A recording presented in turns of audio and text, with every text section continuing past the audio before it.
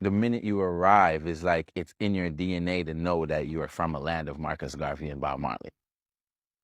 You're from the land of the dude that left Jamaica because the government kicked him out. He went to Haiti, and that started the first Black Revolution, period. That started the end of slavery, period.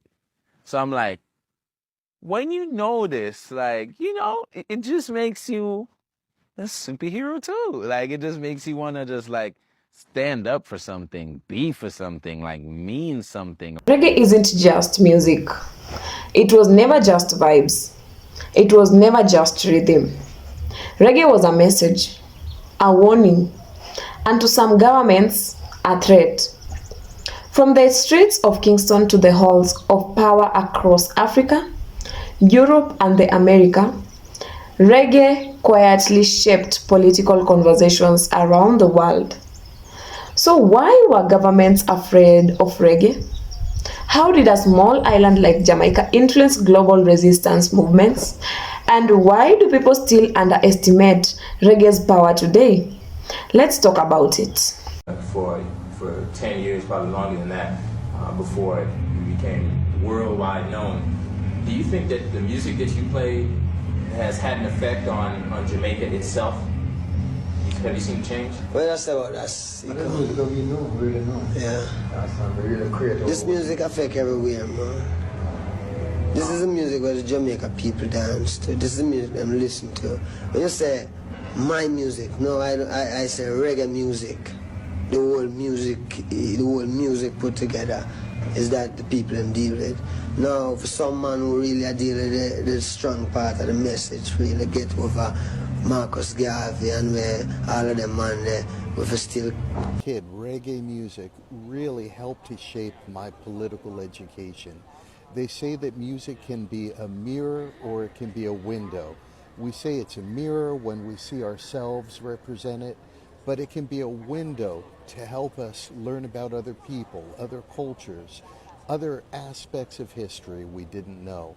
Now, in my school, I never learned about Marcus Garvey.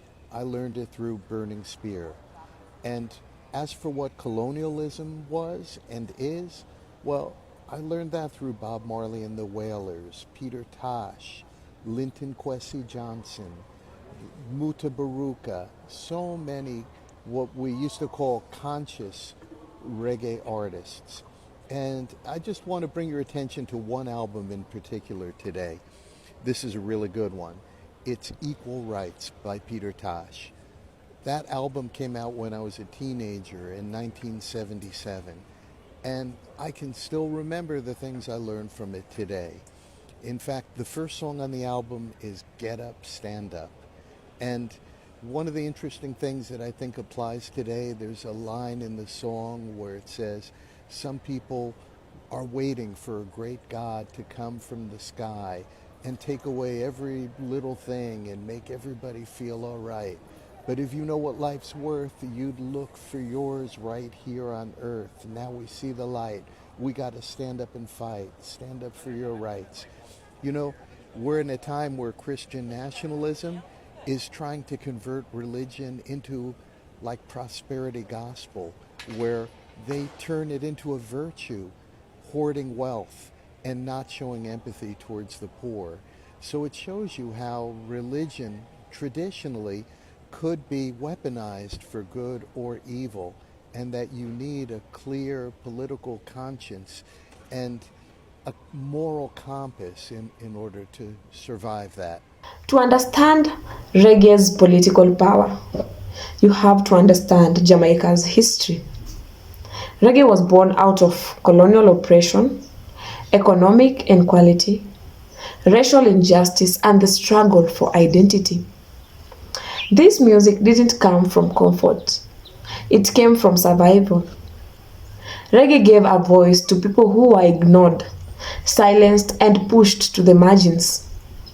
And instead of picking up weapons, they picked up words.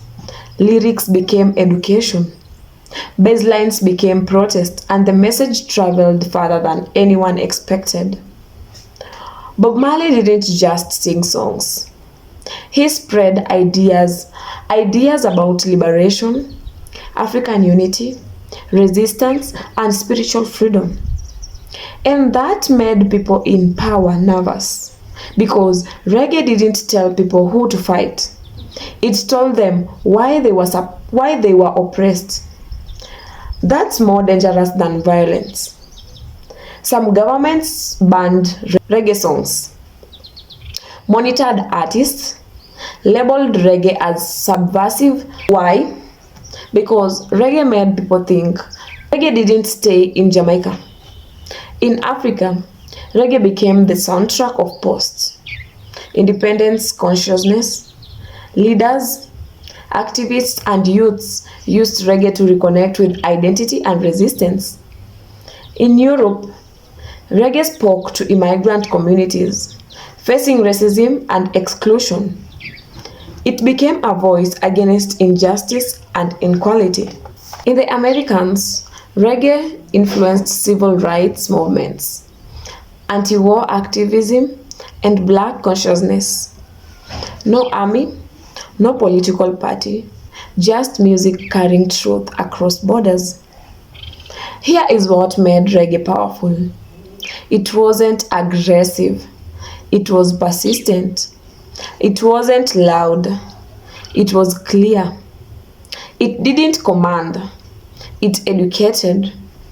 Reggae taught people to question authority, to value identity, to recognize injustice, and to seek unity instead of division. That's why once people understand their reality, they don't unlearn it.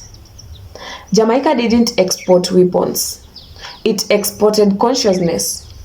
Through reggae, Jamaica influenced political awareness, cultural pride, global black identity, and resistance through creativity. For such a small island, Jamaica's impact was massive. Reggae proved that culture can be more powerful than politics. Today, reggae still exists, but the world has changed. Some artists continue the message, others focus on entertainment. And that raises an important question. Does music today still challenges power, or has it been neutralized? Reggae reminds us that music once carried personality, not just popularity. Reggae wasn't feared because it was loud. It was feared because it was true. It crossed borders without passports. It influenced minds without permission. And it changed political conversations without ever running for office. Now I want to hear from you. Do you think music today still has the power reggae once had? Or has the message been lost? Drop your thoughts in the comments. Like, share, and subscribe for more deep conversations about culture and truth. One love, one message, one revolution.